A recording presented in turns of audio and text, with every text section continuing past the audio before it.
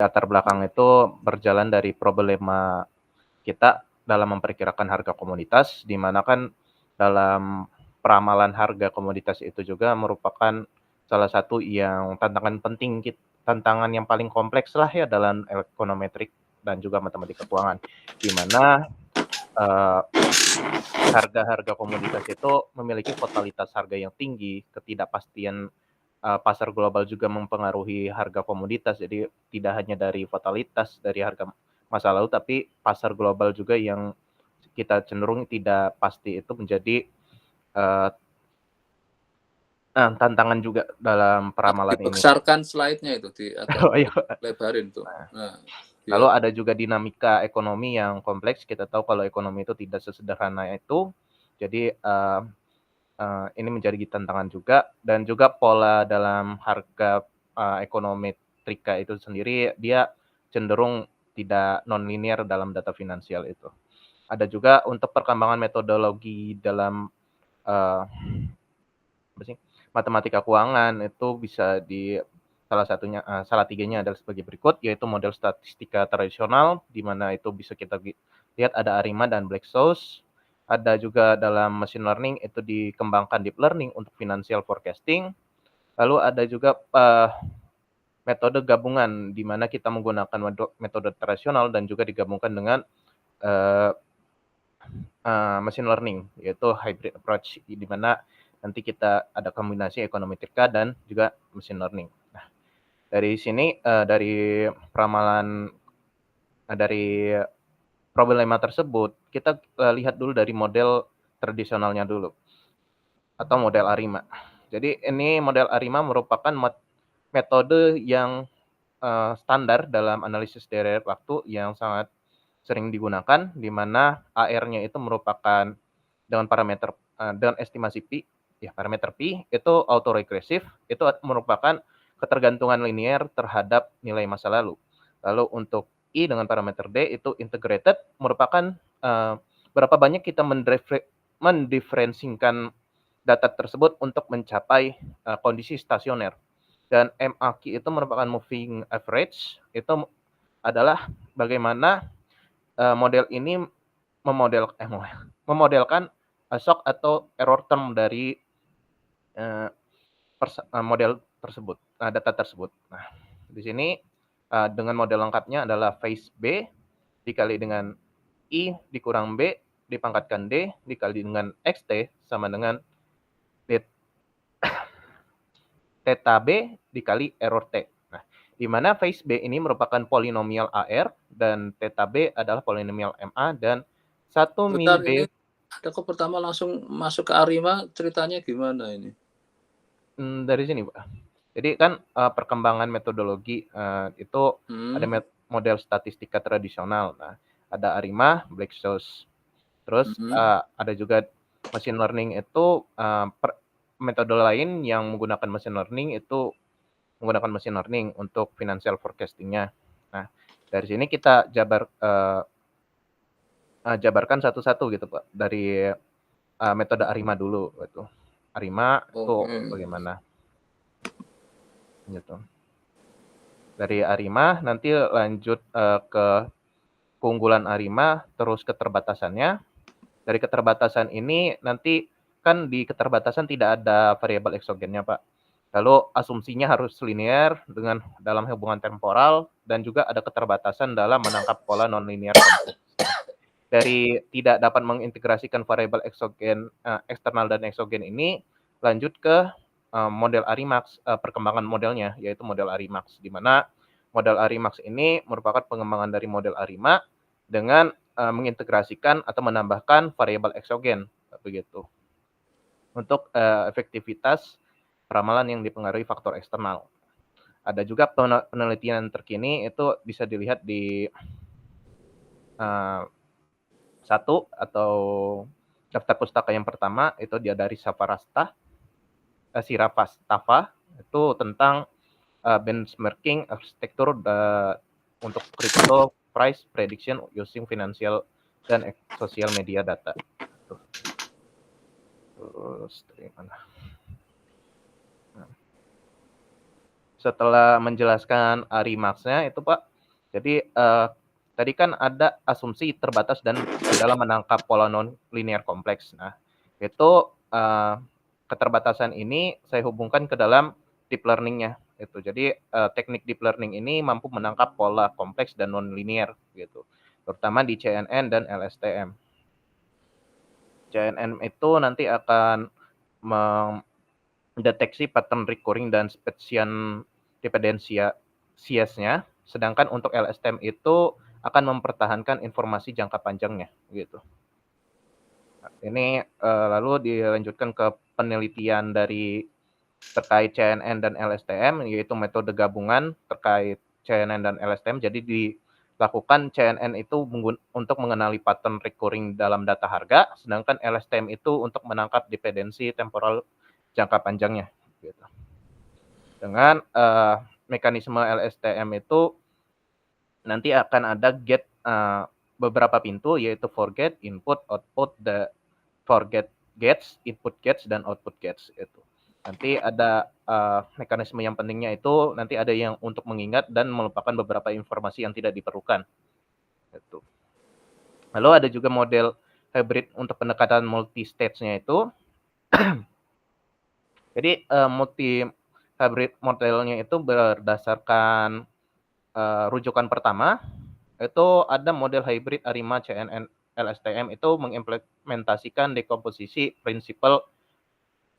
Jadi, estimasi XT itu akan sama dengan LT ditambah ET ditambah NT, di mana LT itu adalah komponen linier, di sini cenderung ke Arimax, dan ET itu kontribusi variabel eksogen. Sebenarnya LT tambah ET ini satu kesatuan nanti di, apa sih namanya, di, diagram alurnya, Pak.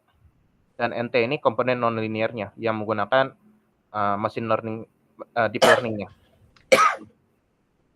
Ada juga hasil dari benchmarking ini bisa dilihat di, rujukan pertama kita, yaitu dari Sarvasta tadi, terkait, model Arimax dan LSTM CNN, gitu.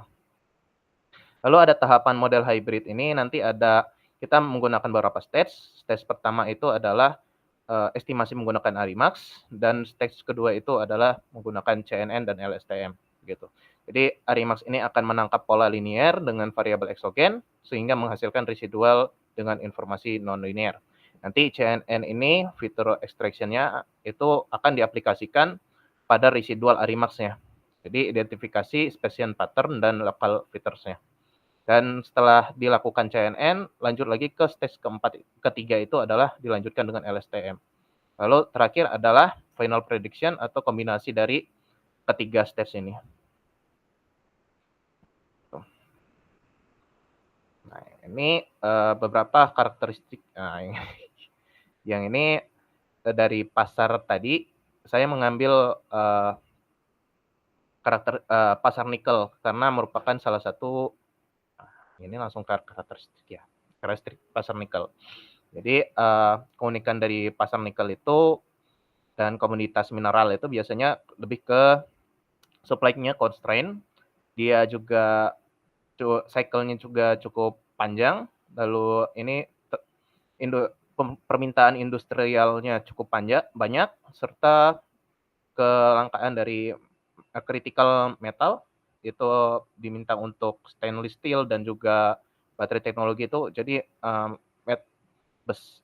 metal ini sangat dibutuhkan. Lalu ada volatility yang sangat ekstrim, gitu. Dari sini ada kompleksitas data harga nikel, di situ bisa dilihat kalau misalnya harga nikel itu supply shock-nya sangat tinggi. Jadi, volatilitasnya, cukup ekstrim. Nah, dan juga ada hubungan yang erat terkait dengan produksi industri, lalu dan lain sebagainya. Lalu ada keunggulan hybrid untuk pasar nikel ini nanti, dari model kita. Jadi komponen Arimax ini akan memprediksikan baseline trend dan juga cycle pattern-nya. Jadi integrasi terhadap dan juga, integrasi dari variabel-variabel eksogennya, gitu. Contoh kayak sentimen atau makroekonomi serta Google Trends. Di sini belum saya jelaskan terkait variabel yang akan saya ambil. Lalu ada komponen CNN ini untuk mengidentifikasi regime shift-nya, untuk supply disruption dan juga pesanan dadak pesanan shock-nya dan pattern rekognisi dari residual Arimax-nya gitu. Dan komponen LSTM ini digunakan untuk long term dependency atau infrastruktur dari pembuatan cycle per cycle-nya. Di sini ada penelitian yang terkait, di situ ada untuk hybrid model di dalam stock index return ini butuh ya. Ada di Arimax di model hybrid Arimax dengan SFM, ANN dan juga Random Forest. Ini mempunyai akurasi yang cukup meningkat daripada model individunya. Ini menjadi landasan saya kalau bisa menggunakan model hybrid untuk peramalan. Dan juga ada Zhang et al. Dengan metode LSTM itu cukup seperti performannya cukup bagus dalam financial time series gitu. Dia dapat menangkap kompleksitas dari temporal dependence dan juga korelasi dinamik sebagai value proposisi signifikan. Lalu untuk perumusan masalahnya sendiri dari saya itu masalah utama dari penelitian ini adalah bagaimana peningkatan akurasi peramalan yang dapat dicapai melalui pendekatan hybrid Arimax, CNN, LSTM dibandingkan dengan model yang tunggal. Jadi saya akan membandingkan antara model hybrid Arimax, CNN, LSTM dengan model tunggal seperti Arimax saja, CNN dan LSTM. Itu apakah ada perubahan yang signifikan dalam konteks peramalan harga komoditas mineral, terutama di nikel. Lalu ada juga target selanjutnya itu adalah bagaimana performa model hybrid ini dalam menangkap volatility clustering, structural break dan juga regime switching yang dalam karakteristik komoditas nikel begitu. Untuk tujuan utamanya itu ini kemarin udah diedit loh. Tujuan utamanya itu adalah mengimplementasikan model hybrid Arimax, CNN, LSTM yang optimal untuk peramalan harga nikel dan komoditas mineral lainnya. Itu untuk mempertimbangkan karakteristik unik pasar komoditas dan juga integrasi variabel eksogen yang relevan. Lalu mengevaluasi dan membandingkan performa model hybrid Arimax, CNN, LSTM dengan yang konvensional dan juga model deep learning murni atau CNN, LSTM saja. Jadi fokusnya ke akurasi prediksi dan kemampuan generalisasinya. Adapun manfaat dari penelitian ini adalah pengembangan teori peramalan finansial melalui integrasi model ekonometrika klasik dengan machine learning yang modern. Lalu memberikan pemahaman mendalam terkait karakteristik pasar komoditas mineral dan juga framework metodologis baru untuk evaluasi model yang hybrid dalam komoditas mineral.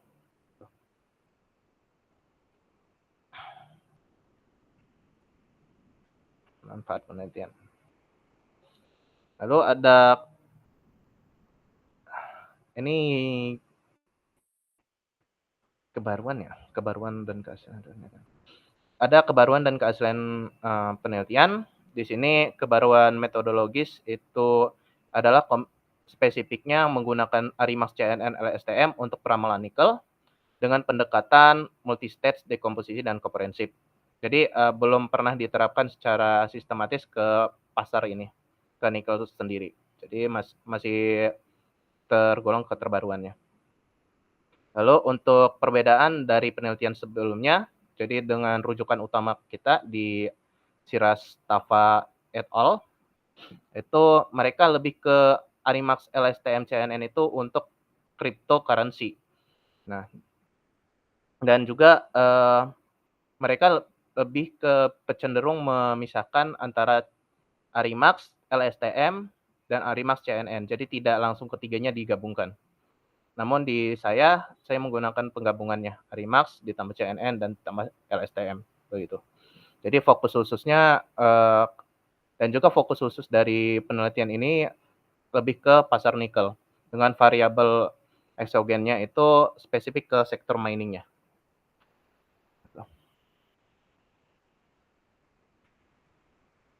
Ini fokus spesifik komoditas penerapan framework. Nah, terus dari dasar teori di sini saya baru menambahkan dari teori deret waktu berdasarkan rujukan kedua, itu deret waktu adalah serangkaian pengamatan yang diukur secara berurutan dalam waktu, di mana waktunya itu sebagai xt dengan t itu elemen dari t besar, di mana xt itu adalah nilai observasi pada waktu ke t itu adalah indeks waktu, dan t besar himpunan indeks, yaitu 1 sampai ke n. Dengan karakteristik penting dari time series itu ada beberapa karakteristik penting, yaitu trend, seasonality, cycle pattern, dan irregular fluctuation. Di mana trend itu adalah pola perubahan dalam jangka panjang, sedangkan seasonal itu pola yang berulang sepanjang periodik. Sedangkan cycle pattern itu ada fluktuasi di dalam non-periodik, dan irregular itu adalah variasi yang acak. Lalu di time series sendiri itu ada yang namanya stasioner. Jadi konsep stasioner ini adalah deret waktu stasioner dalam arti masih memenuhi apa ya stasioner. Ya, jadi deret waktu stasioner dalam arti itu adalah lemah jika memenuhi ini kurang pas ini ya. Jadi minnya itu harus konstan dan variasinya itu juga harus konstan. Jadi ekspektasi xt itu harus sama dengan mu untuk semua t, sedangkan variasi xt itu sama dengan sigma kuadrat untuk semua t. Nah, itu. Dengan covariance-nya hanya bergantung pada lag. Jadi dia hanya bergantung pada waktunya saja. Jadi untuk semua rata-ratanya itu semuanya sama, yaitu mu untuk semua waktu, dan untuk variasinya juga sama. Itu. Jadi dikatakan stasioner kalau jika memenuhi 3 hal tersebut.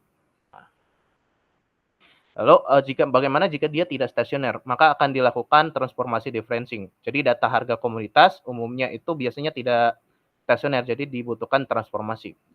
Yaitu dengan delta D dikali dengan ST itu harus sama dengan 1 min B pangkatkan D dikali XT. Nah, di mana B itu adalah operator backshift-nya. Jadi BXT itu akan sama dengan XT dikurangin 1. Jadi waktu sebelumnya. X di waktu sebelumnya. Lalu ada juga fungsi autokorelasi, di mana fungsi autokorelasi ini kita ukur dengan menggunakan dua metode, yaitu ACF dan PACF. Jadi ACF ini untuk mengukur korelasi linear antar observasi pada waktu yang berbeda, sedangkan PACF ini mengukur korelasi setelah menghilangkan pengaruh observasi intermediate-nya, di mana X-topi T adalah prediksi terbaik berdasarkan observasi intermediate-nya. Ini ada model ARIMA, jadi komponen ARIMA itu ada AR, MA, dan juga I-nya tadi di atas ya. Integrated-nya di atas. Jadi AR itu adalah XT sama dengan phase 1 dikali XT min 1 ditambah phase 2 dikali XT min 2 sampai ke phase P dikali XT min P ditambah epsilon T. Dengan moving average juga sama, XT dikalikan dengan epsilon T ditambah dengan theta 1 dikali epsilon T min 1 ditambah theta 2 dikali epsilon T min 2 sampai ke theta Q dikali epsilon T min Q. Gitu. Jadi model lengkapnya untuk ARIMA itu akan seperti ini. Phase B mewakilkan AR, 1 min B pangkat D itu mewakilkan integrated atau I-nya dikali XT. 1 min B pangkat D dikali XT itu mewakilkan integrated-nya atau I dengan parameter D. Lalu theta B dikali epsilon T itu akan mewakilkan moving average-nya.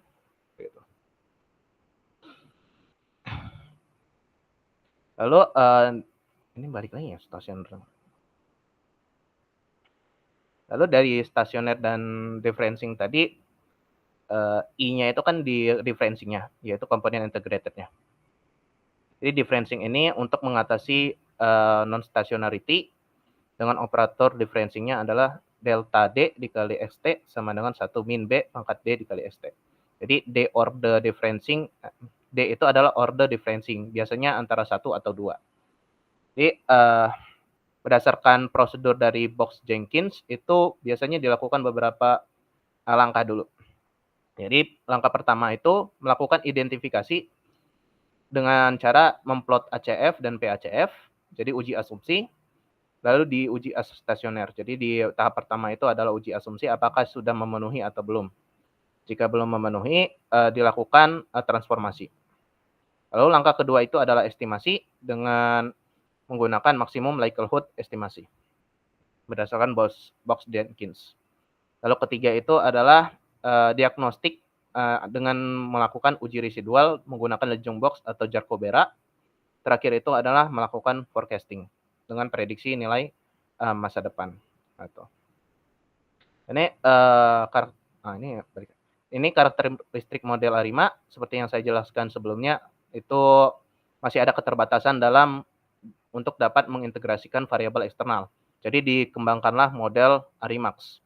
Di mana model ARIMAX ini ada penambahan variabel X yaitu atau kita sebut di sini exogenous variables. Di mana exogenous variable ini merupakan ditambahnya F sigma dari K sama dengan 1 menuju M dikali dengan beta K dikali dengan XK di koma T pada waktu ke T ditambah epsilon T atau errornya. Nah, jadi SK, T ini adalah variabel eksogen ke K pada waktu ke T dan beta K itu adalah koefisien variabel eksogennya. Jadi untuk keunggulannya sendiri sebenarnya sudah dijelaskan di awal tadi. Jadi integrasi informasi dari variabel eksternal ini lebih baik dan juga adanya peningkatan akurasi dengan faktor eksogen dan juga interpretasinya lebih kaya dibandingkan yang sebelumnya. Ada juga dalam aplikasi ARIMAX ini sudah diaplikasikan di beberapa penelitian. Seperti di Nasiruddin dan Zikrullah, dia meramalkan harga cabai di Indonesia. Lalu Suryani dan lain-lain melakukan peramalan curah hujan. Mendapatkan kalau misalnya variabel eksogennya itu adalah inflasi dan curah hujan, MAPE-nya di 6,889. Jadi lebih baik daripada di sini. Jadi ini efektif untuk menangkap dinamika yang dipengaruhi faktor eksternal. Begitu juga untuk peramalan curah hujan itu menangkap pola yang dipengaruhi fenomena El Nino. Lalu setelah membahas tentang ARIMAX, kita langsung lanjut ke dalam machine learning-nya. Jadi kita ke konsep neural network dulu sebelum kita langsung masuk ke dalam deep learning. Jadi di konsep neural network ini adalah konsep neural network atau NN, kita singkat NN, itu bisa dilihat dalam mengutip dari artikel yang ada. Sistem ini terinspirasi dari struktur jaringan syaraf biologis, di mana modelnya ini digunakan untuk pembelajaran mesin atau machine learning sebagai fondasi utama yang digunakan untuk deep learning modern. Ini konsep ini, metode ini ya, konsep machine learning ini mampu menangkap pola-pola non-linear yang kompleks, di mana unit komputasinya itu berdasarkan persamaan berikut. Jadi Y akan sama dengan F dikalikan dengan sigma, I sama dengan 1 sampai ke N, dengan WI dikalikan XI ditambah B. Di mana F ini adalah aktivasi fungsinya, WI ini adalah beratnya, dan B ini adalah bias dari datanya. Nah, di sini ada arsitekturnya. Di sini untuk NN ini ada 2 jenis, yaitu single layer perceptron, di mana single layer perceptron ini dikenalkan di rujukan ke-16. Model ini biasanya hanya mampu menyelesaikan masalah yang linear saja dan juga terpisah, linear dan terpisah. Gitu.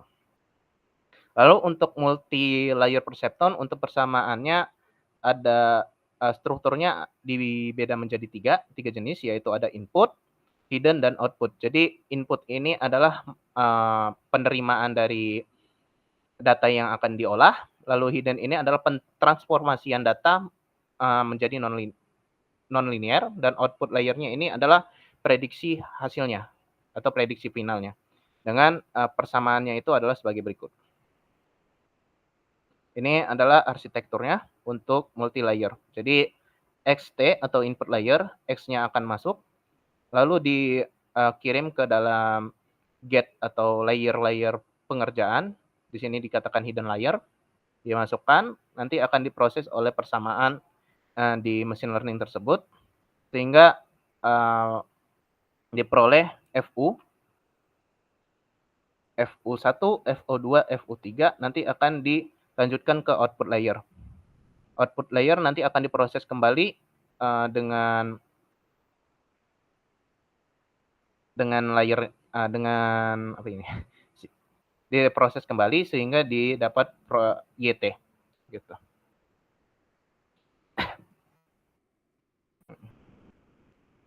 Ini adalah fungsi aktivasinya.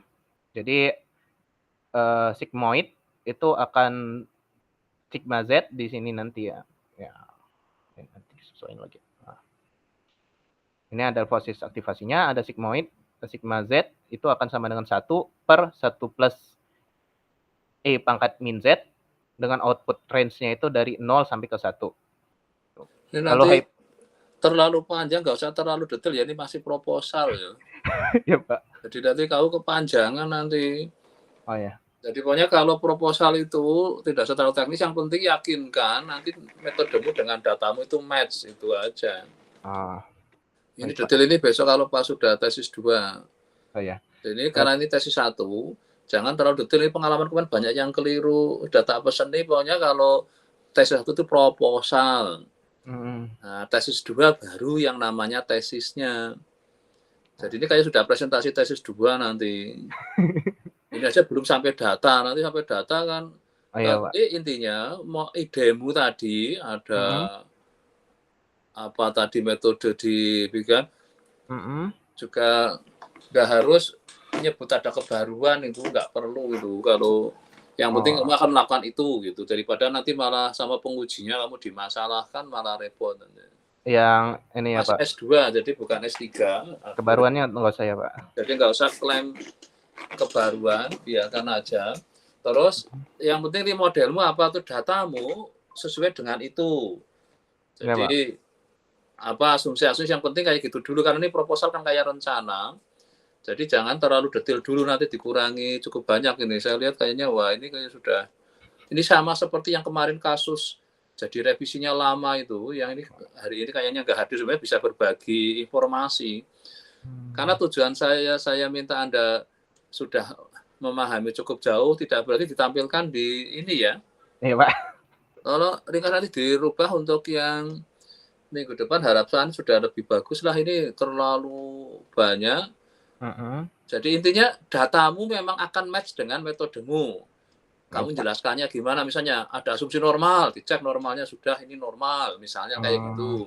Ini butuh asumsi independen, ya ini sudah cek saya independennya.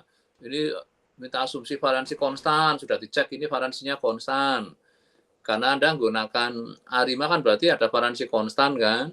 Iya Pak. Nah, benar nggak dicek semua gitu, cukup, nggak usah terlalu detail di sini. Baik. Karena kalau Anda gunakan ARIMA-nya kan ada asumsi. Dan untuk yang LSD-nya mungkin nggak perlu misalnya. Nah ini yang nanti perlu perlihatkan itu aja ya. Berarti untuk yang ini di hidden aja dulu ya Pak? Iya, sementara di hidden dulu, nggak usah dikeluarin semua gitu. Cukup yang apa? Yang benar-benar dibutuhkan aja ya kayak Ya kamu kan LSM. rencana, kamu masih ingat namanya kalau presentasi rencana, proposal kan kayak rencana kerja. Jadi saya rencanakan gini-gini, terus datanya saya akan menggunakan ini, karena metodenya minta syarat gini-gini sudah saya cek, aman metode tentang data tentang nikel ini, kenapa kamu tertarik nikel, lah itu kan kayak gitu aja. Oke, Pak. Nanti diperingkas ya. Oke, Pak. Oke, sementara cukup besok dirubah juga di ininya tesis satunya ya, dikurangi, jangan terlalu. Iya, Pak. Itu kemarin yang nekat itu si Dani sama Sunifah itu sebenarnya maunya tak suruh ikut bimbingan supaya mamerin kekeliruannya kemarin, jadi revisinya lama banget. Yang satunya sejak Februari, berapa itu 10 bulan revisi tesis 1 belum selesai, bayangin kan, serem kan. Sudah tak ingatin itu, tetap nekat tampil, ya udah rasain malah sampai sekarang jadi belum selesai tesis satunya. Itu yang itu kemarin barusan selesai. Nah, jadi kan masih nunggu 2 bulan. Jadi tolong hati-hati ya, pokoknya tesis satu proposal saya memang tujuannya ini mematangkan dulu, tapi tidak berarti ditampilkan sekarang gitu. Nah, Pak. Jadi tesis satu itu ringkas, idenya jadi nanti ujiannya cepat, beruntung revisinya nggak berat kan. Nah, kalau tesis satu aja revisinya 5 bulan kan ya sengsara nanti. Itu karena di 3 saya kemarin tuh lama semua itu. Disuruh ini lah, karena sudah terlalu teknis gitu kan. Padahal proposal itu kan rencana kerja itu ya, gampangannya itu. Kayak proposal project, memangnya projectnya sudah dikerjakan ya belum kan. Kalau sudah dikerjakan malah nggak usah dibayar aja, sudah jadi. Itu gampangannya kalau sampai kamu bikin proyek, ini loh sudah saya buatkan jembatannya, sudah jadi. Itu namanya bukan proposal kan. Kalau proposal adalah ini kamu tak buatin jembatan, rencananya kayak gini-gini, gambarnya gini, nanti biayanya segini, deal baru saya buatkan. Gitu. Nah ini kalau tadi sudah terlalu teknis itu nanti.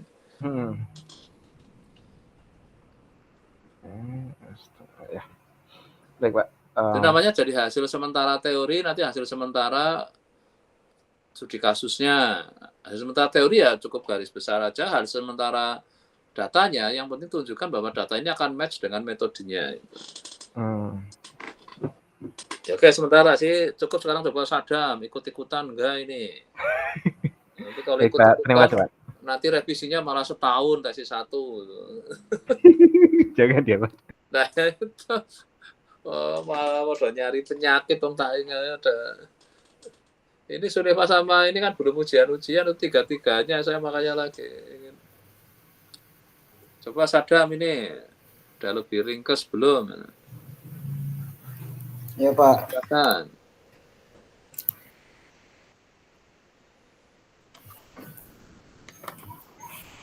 Baik, jadi saya akan mempresentasikan tesis 1 saya yang berjudul Inferensi Statistik pada Model Computing Risk dan juga Multistate.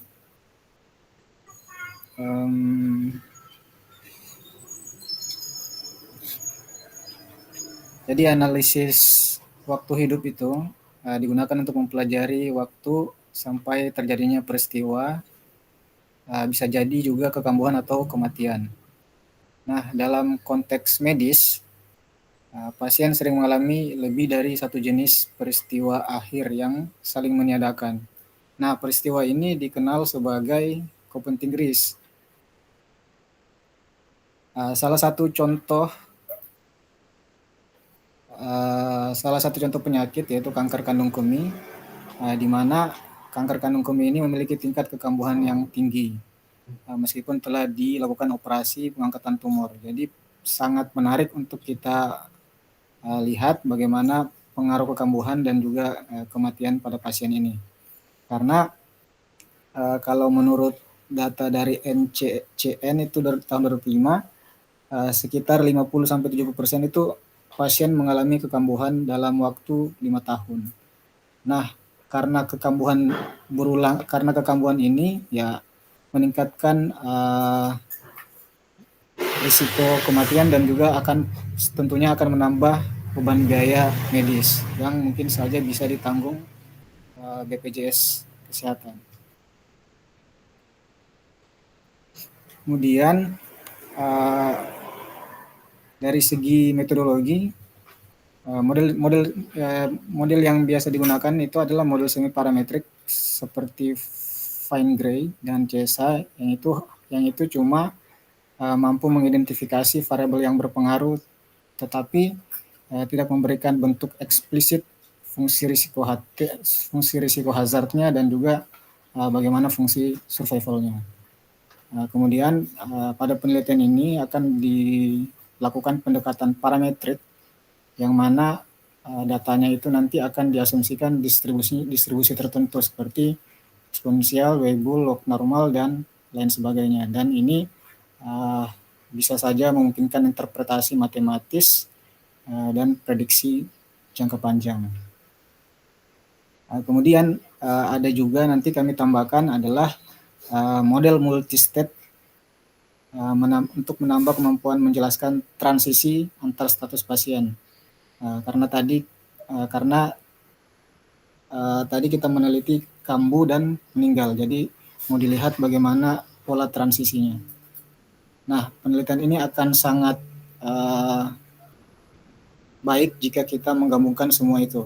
Jadi kita menggabungkan Copenting-Gris, parametrik untuk melihat bentuk eksplisit fungsi survivalnya, kemudian cause specific hazard itu untuk melihat kovariatnya yang berpengaruh terhadap waktu hidup pasien, dan juga kita lihat juga bagaimana sih pola transisi dari kejadian-kejadian pasien itu.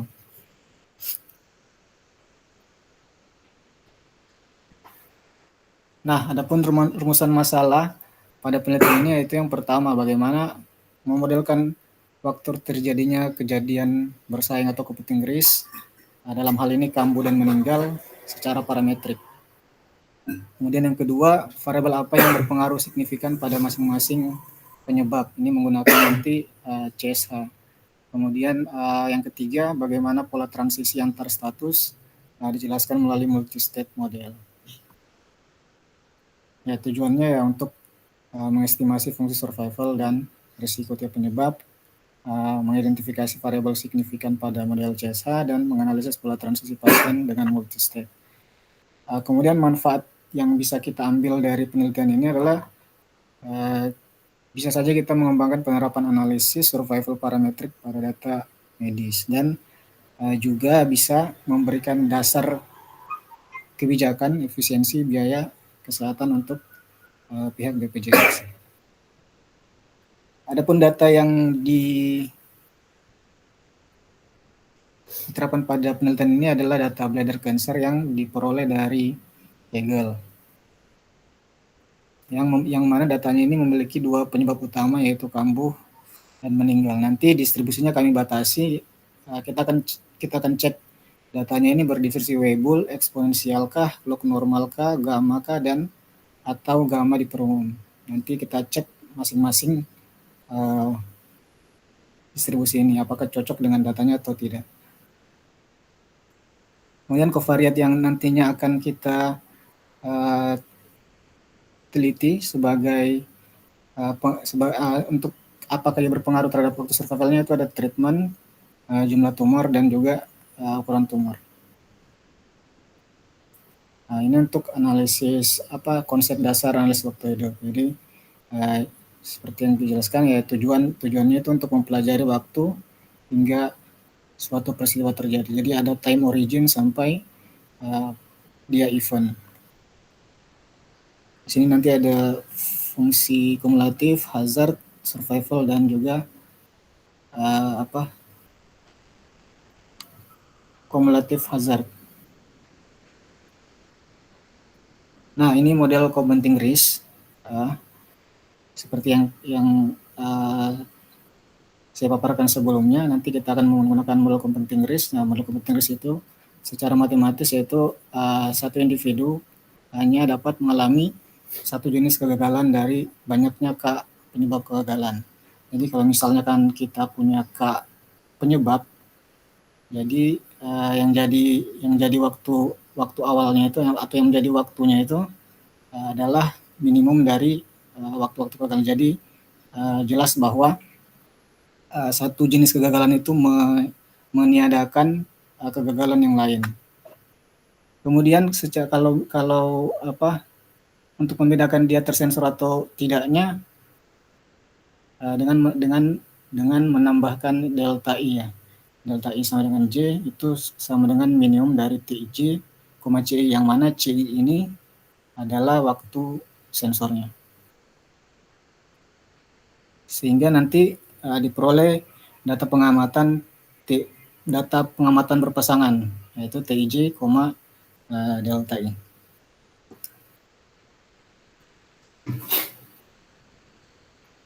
Nah, adapun fungsi likelihood-nya nanti seperti ini.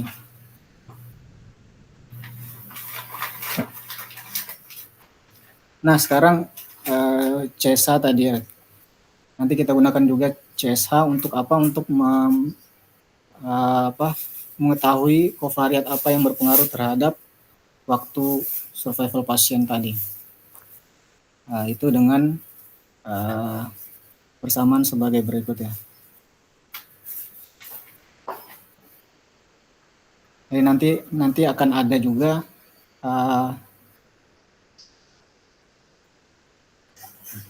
fungsi hazard masing-masing penyebab. Jadi masing-masing penyebab itu kita akan teliti dia berpengaruh terhadap variabel kovariat yang kita punya. Kemudian ada juga chief cumulative identity function. Jadi chief ini untuk apa? Untuk kita mengetahui peluang suatu pasien itu bertahan. Jadi bertahan sampai waktu tertentu. Jadi kita bisa menghitung peluang suatu pasien bertahan sampai waktu tertentu di penyebab J. Gitu. Nah, yang mana nanti ini kita akan gunakan di pada saat kita mau menghitung multi state atau perubahan antar status. Nah, ini nanti kita gunakan di untuk menghitung perubahan antar status. Ya, ini nanti pada dasarnya kayak gini. Jadi multi state-nya menggunakan Allen Johansen. Yang mana model multi-state ini menggambarkan sistem di mana individu dapat berpindah antar status selama waktu pengamatan. Jadi prosedurnya nanti seperti ini.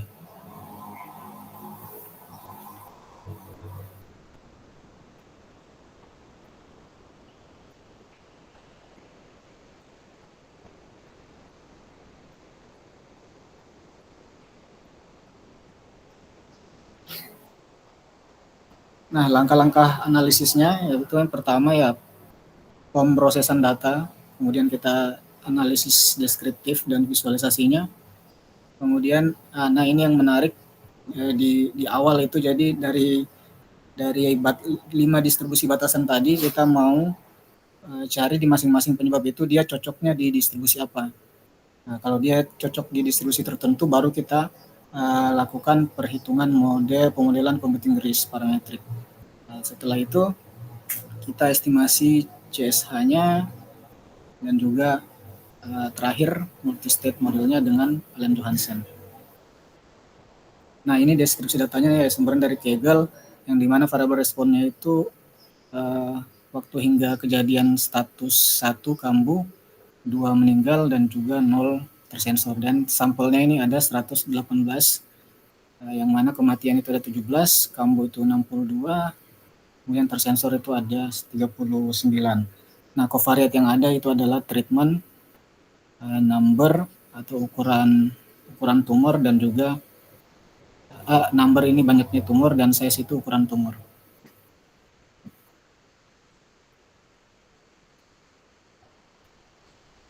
Nah, untuk hasil sementaranya hasil sementara yang bisa saya paparkan juga ini ada berdasarkan AIC dan BIC seperti yang saya sampaikan tadi, kalau antara dari kelima distribusi tadi antara log normal, eksponensial, Weibull, gamma sama gamma di umum itu ternyata kita peroleh berdasarkan AIC kaos 1 itu lebih direkomendasikan untuk log normal. Kemudian yang kaos 2 itu distribusinya direkomendasikan adalah gamma. Kemudian kalau setelah kita dapatkan distribusi ini baru kita lakukan estimasi likelihood dengan computing risk. Ketika kita uji apakah benar data itu berdistribusi log normal di kaos 1, apakah kaos 2 itu berdistribusi gamma, ternyata pada saat kita uji melalui rootness of fit parametric bootstrap Kolmogorov-Smirnov itu ternyata gagal, kedua-duanya itu gagal tulak Hanol. Artinya apa? Artinya data kita itu sudah cocok dengan asumsi distribusinya. Nah, setelah itu setelah datanya sudah cocok dengan distribusi masing-masing kaos, ya kita bisa lakukan pencarian dengan mencari survivalnya, mencari fungsi survivalnya dengan parametrik tadi, dan juga kita membandingkan juga dengan non parametriknya yaitu Kaplan-Meier. Nah, kalau kita lihat lumayan sama antara Kaplan-Meier dengan distribusi parametriknya, parametrik survivalnya. Fungsi Kaplan-Meier sama fungsi survival parametriknya lumayan dekat, tapi ini masih perlu diuji apakah memang sesuai.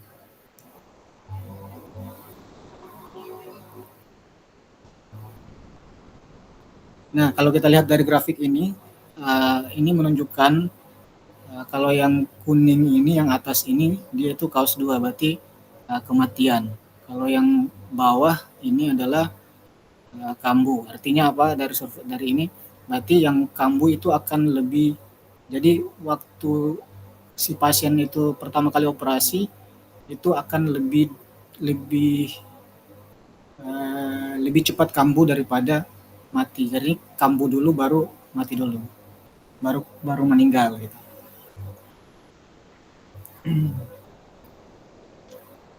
Nah, interpretasinya ya kurva survival kaos pertama itu menurun lebih cepat dibanding kaos kedua, yang menunjukkan probabilitas bebas kambuh turun lebih tajam dan lebih. Nah, berdasarkan data BPJS Kesehatan terlebih 3 tadi, biaya operasi kanker kanung kemih itu berkisar antara 15 juta hingga 40 juta, sehingga kekambuhan ulang itu berpotensi meningkatkan gangguan medis secara signifikan. Tingginya kemungkinan kambuh memiliki dampak langsung terhadap beban biaya pengobatan, karena pasien yang kambuh itu umumnya memerlukan operasi ulang, kemoterapi tambahan, dan rawat inap lanjutan, yang mana ini biayanya lebih mahal dibandingkan operasi pertama. Oke, ini juga terlalu detail ya.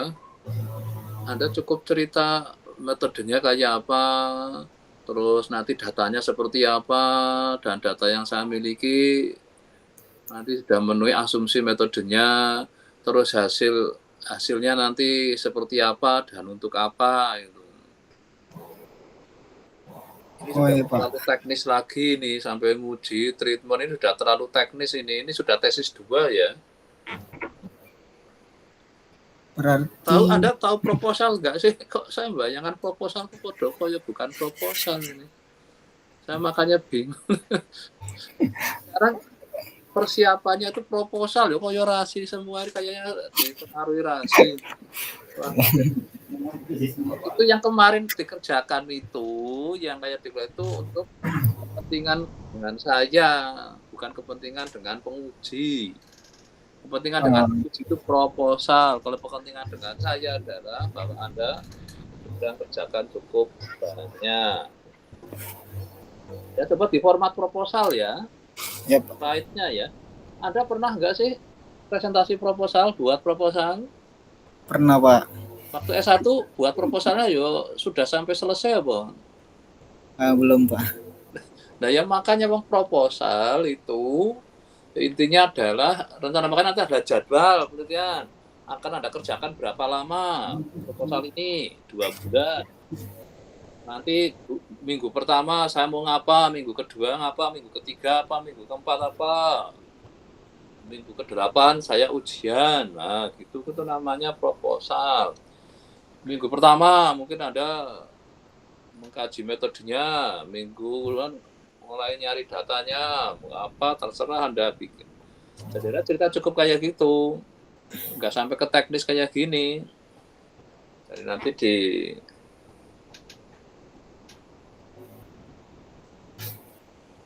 kalau nanti Pak, kalau misalkan hasil sementaranya saya cuma pastikan kalau distribusinya sudah sesuai, itu sampai situ aja. Iya gitu, Bang. Yang penting bahwa metode dengan datanya akan match gitu. Jangan sampai sudah selesai semua. Misalnya Anda mau menggunakan log normal, sudah dicek, besok datanya memang cocok dengan log normal. Untuk ininya gamma, sudah cocok dengan gamma, gitu aja sudah cukup. Oh iya, Pak. Makanya nanti bab 1 kan pendahuluan atau belakangnya terjadi punya sama-sama tujuan. Bab 2 untuk mengerjakan ini butuh metodenya, nanti harus dikaji berdasar dasar teorinya ini. Terus bab 3-nya rencana kerjanya, rencana jadwal penelitiannya. Saya rencanakan akan kerjakan dalam waktu 2 bulan misalnya. Mungkin bulan pertama mau ngapa, bulan kedua apa, udah ini hasil sementara. Teori sudah saya kaji kayak gini, datanya kayak gini, nah itu akan match. Gitu. Udah cukup kayak gitu. Ya coba ya dibenahi ya. Iya, Pak.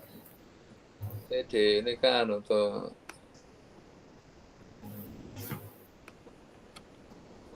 berarti mantap ini. Ya oke, sementara hanya berdua aja ya sudah ini ya. Iya, Pak. Nanti kalau memang sudah siap nanti malah boleh ujian duluan itu. Kayak minggu Desember itu.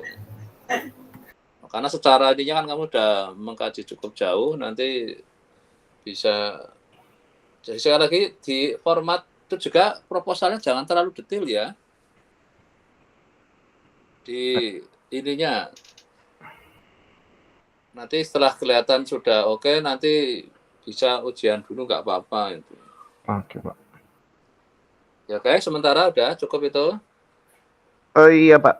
Di rencana penelitian itu berarti cuman di apa? Jenis dan sumber data gitu ya, Pak. Terus ya kan gini, yang namanya jadwalnya. rencana. Anda kan ini ngajukan proposal namanya, Anda ujian hari ini. Minggu pertama saya akan mungkin ngumpulin data. Minggu kedua mungkin mau metodenya dulu yang Anda kaji. Setelah Anda kaji metodenya, Anda akan gunakan datanya tentang nikel. Diambil dari mana. Terus sudah akhirnya saya cek data itu memenuhi asumsi metodenya enggak. Kalau sudah, terus ya sudah, terus Anda jadi hasil awal, terus nanti Anda ngomong ujian tesis 1-nya tanggal sekian misalnya kan. Jadi minggu pertama, minggu kedua penjajakan atau mau minggu ketiga, terus nanti tesis 1, setelah itu tesis 1 kerjakan, terus tesis 2, hasil sementara. Sudah menganalisis datanya bahwa datanya akan sesuai dengan metodenya. Nah, sudah kayak gitu aja. Oh, okay. Nah, coba ya nanti untuk minggu depan sudah lebih jelas ini. Baik, Pak. Ya, nanti kan ketemu besok di malah besok kan ketemu di komputasi. Nanti kalau untuk komputasinya kayaknya sudah aman kan Anda? Komputasi insya Allah aman, Pak. Ya sudah, ya makanya nah besok nunjukin komputasi itu hasil sementaranya benar nggak metode dengan itu udah match, nggak ada masalah itu. Kalau sudah bisa aja ke depan ngajukan untuk ujian misalnya kayak gitu.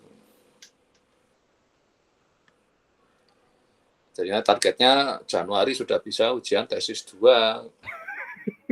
Tuh. Udah? Ada yang tanya lagi enggak? Udah enggak ada? Cukup, Pak. Oke, udah cukup. Ya udah, saya tutup ya. Terima kasih. Ya, Pak. Terima kasih, Besok Pak. Selasa, ini kan kalau memang dari segi data sudah nggak ada masalah, ya sudah. Besok malah bisa untuk coba kalau ini bisa diringkas jadi lebih pendek. Ya, oke, saya kira saya sudah cukup. Makasih, saya tutup ya.